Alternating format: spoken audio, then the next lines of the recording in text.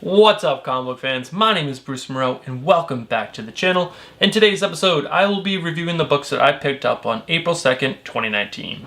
So what are the books that I picked up?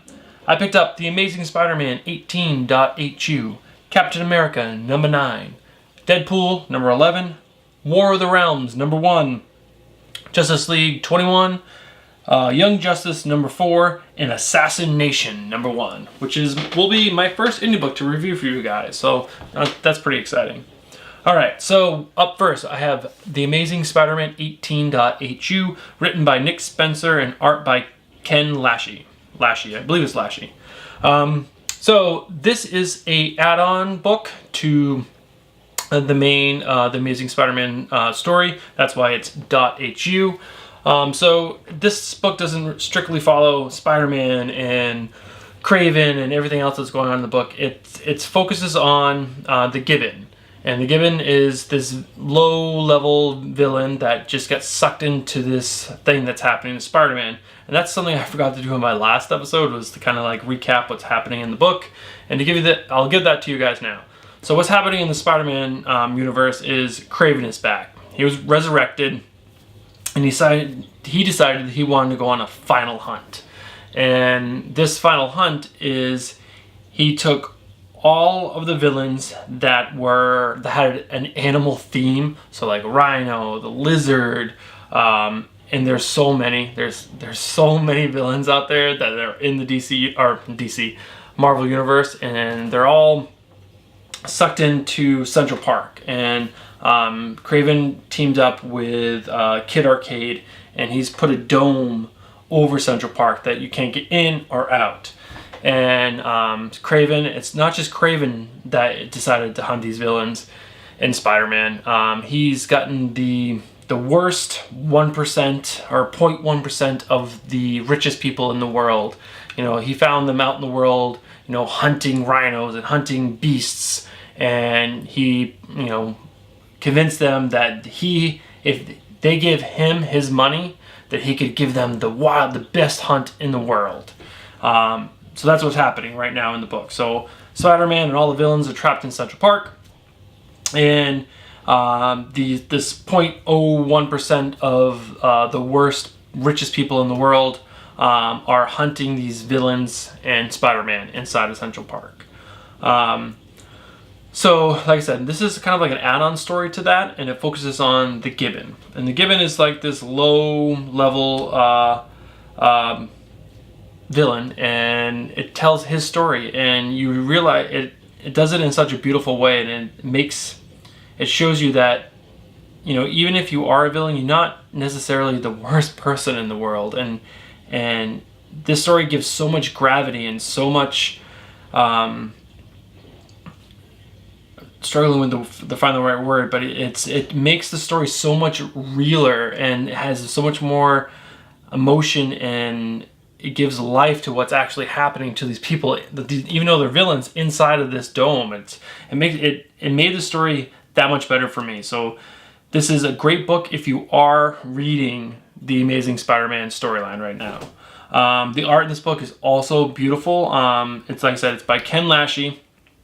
And what's really cool in the art in this book is that he draws it in two different styles.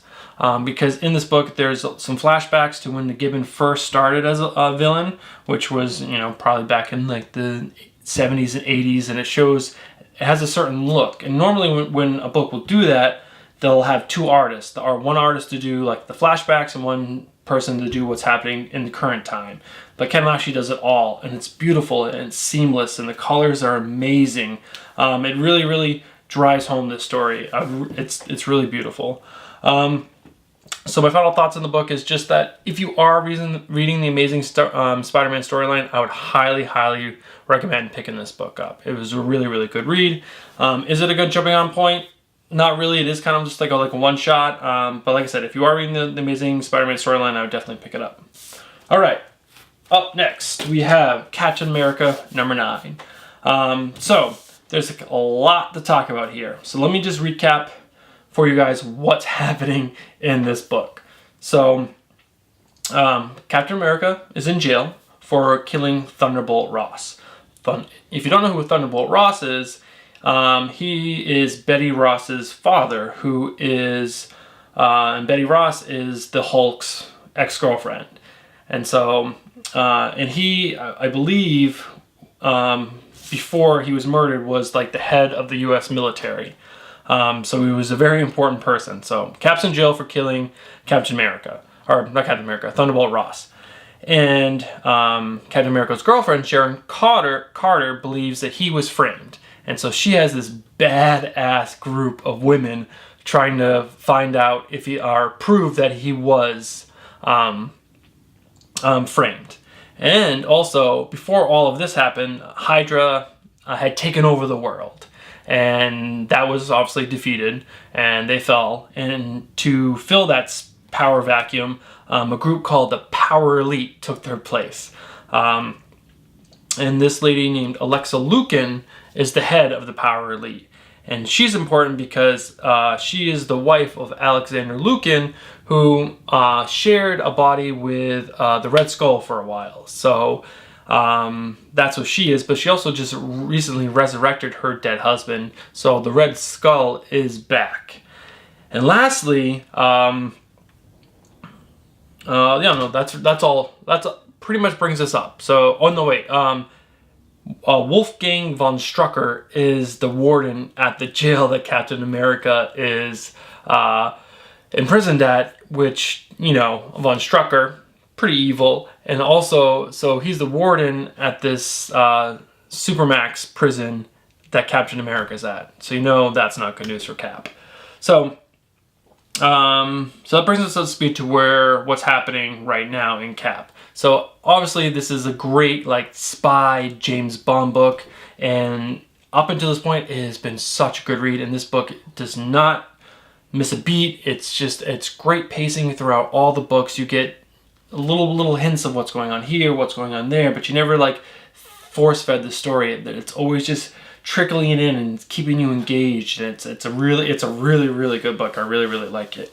I forgot to say, this was written by Ta-Nehisi Coates, and artist was Adam Kubrick, and the colors were by Frank Martin. The art is great. It's not necessarily my favorite kind of art. It harkens a lot to, or looks a lot like John Romita Jr.'s art. I'm not a huge fan of his. I know a lot of people are, but just, I don't know. It's a very stylized look, and I really enjoy the realistic look of our art style. And this is, like I said, more towards the John Romita look, but it's still beautiful. It totally tells the story. It's good. So my final thoughts on the book is that if you like James Bond spy type story, this is a really good book. This is not just your normal superhero smash and bang book. It's telling a story over a longer period of time, which is always a good book. Not a good book, always a good story. So yeah, it's a really good read. I also like what they're doing is the Power Elite is not trying to just crush Captain America in his physical form and beat him down and destroy him. They're trying to destroy what he means as a figure to the world. This big heroic figure that everyone thinks when they see him, they see someone who is special and to look up to, and to want to be them, and they're totally breaking that down. And it's such a really good story.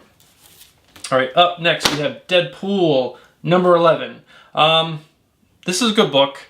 It's not my favorite book, but it's really good. This was written by Scotty Young and art by Scott Hepburn and colors by Ian Herring. So this is the second issue of this most recent arc, and this follows, or kind of recap for you guys. In the last book, Deadpool kept on having his hit contracts. He would go to the hit and the person would already be dead. And he'd go to the next one and the person would already be dead. And he was calling, his contacts and be like, what the hell's going on? And they're like, we don't know what's going on.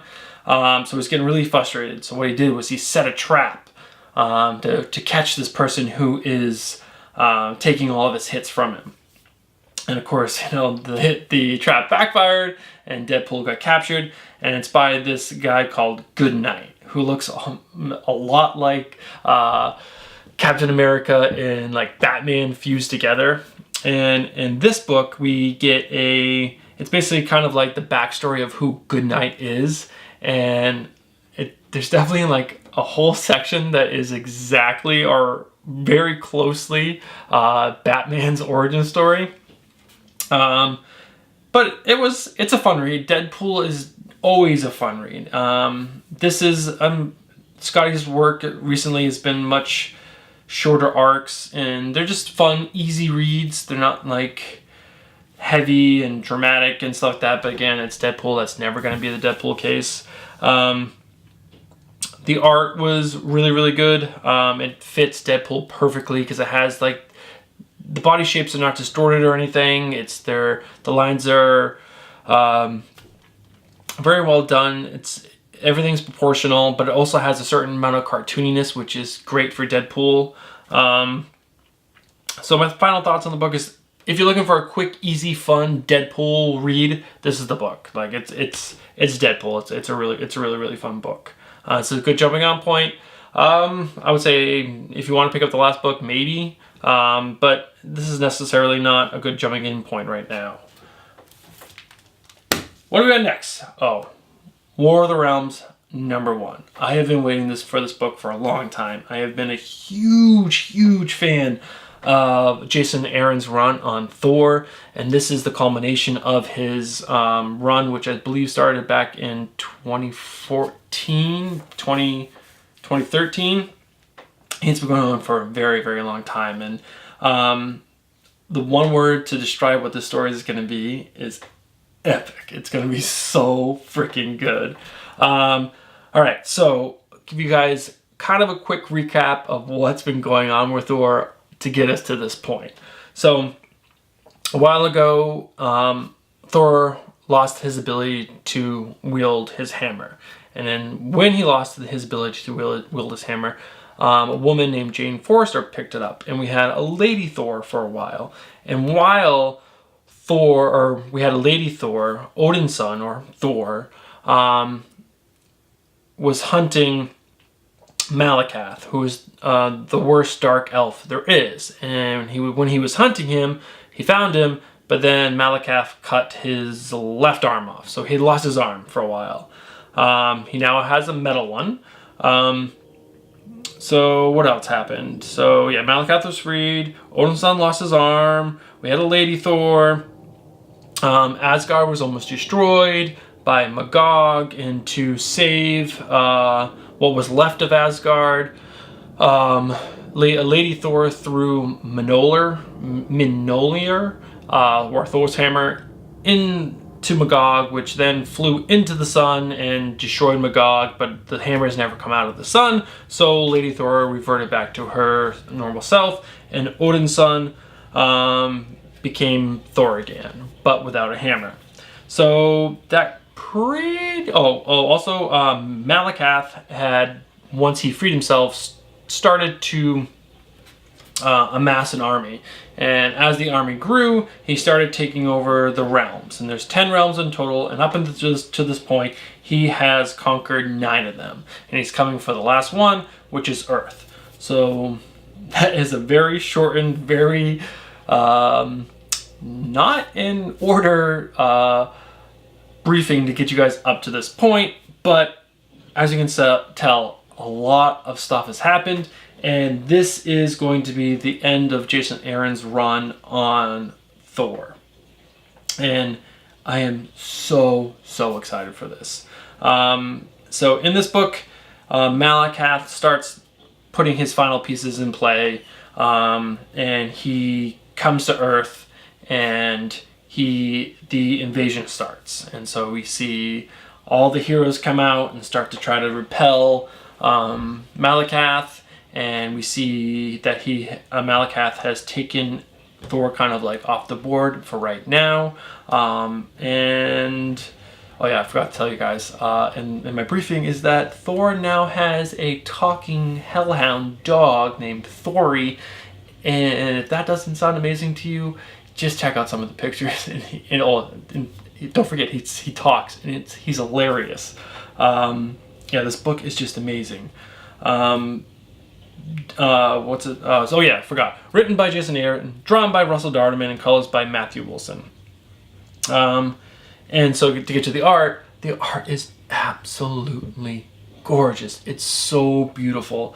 I believe Darson started writing or drawing for Thor during Thor, Goddess of Thunder, and he wrote, I think, all of Lady Thor, or drew all of Lady Thor, and it was so beautiful. His line work is amazing, and he is the perfect artist, the team with Jason Aaron. His line work is so beautiful, and even in the smallest, tiniest of panels, it's so detailed and so beautiful.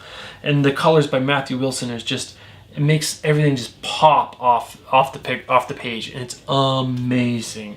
Final thoughts are, I've gushed over this book a lot. The fact that Jason Aaron now gets to bring in the whole Marvel universe to repel Malakath from Earth is going to be so fun. My only concern with a lot of these big, huge Marvel events is that there's going to be so many tie-in issues, and get to full story, you're going to have to spend tons of money, and I'm definitely not going to do that. I'll probably pick up this and a few other of the tie-in books, but that has nothing to do with this book. This book was beautiful. The story was great and had great storytelling and great dialogue. It's a really, really good book. I definitely, and since this is the first issue, this is a jumping on point, people. Come on, get down to your local comic book shop and pick this book up. This book was so good. All right, up next, we have Justice League 21. I'm actually going to do this right this time. So we have Justice League 21 we have plot by Scott Snyder and Jorge Jimenez, and dialogue and words by Scott Snyder, art by Jorge Jimenez, and colors by Alejandro Sanchez. So this is a fun, definitely a very wacky story, because I say that because the story involves Mixoplex. And Mixoplex is this imp from the 6th dimension. And whenever he's a Superman villain, and whenever he's involved, wacky, crazy stuff happens all the time.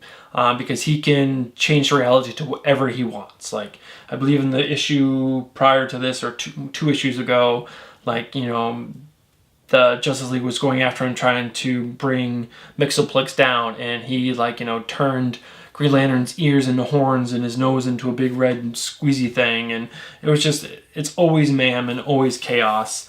And so Mixoplex is involved, and so it's crazy. And then they actually end up, all of the Justice League end up going to the 6th dimension, and we meet this new villain that we see in this issue called the World Forger.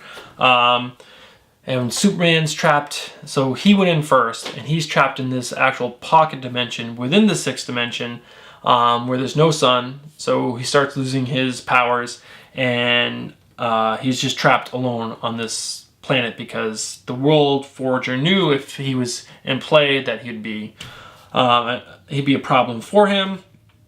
And I don't want to tell too much, and I definitely don't want to give any spoilers, but you know, our Justice League team is given an impossible decision to make, and of course they make the wrong one, and the World Forger decides to, you know, keep them captive, and at the very end we meet a very different Lois Lane from the 6th dimension, which the image is bonkers. It's so cool.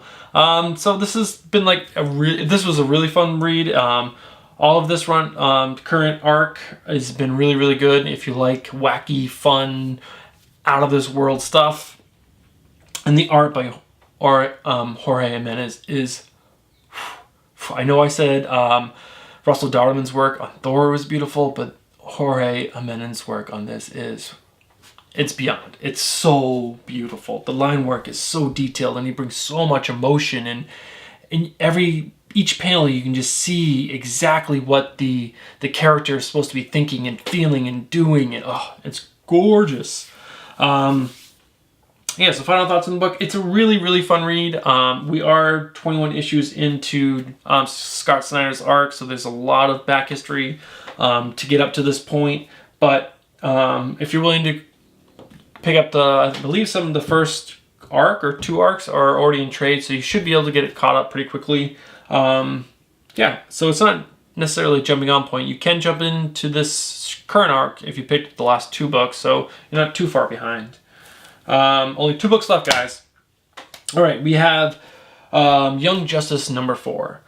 I would have to say this is the weakest book that I picked up this week. It's not necessarily bad, it just I didn't really enjoy it that much. So this is written by Brian Michael Bendis and art by Patrick Gleason and John Timms.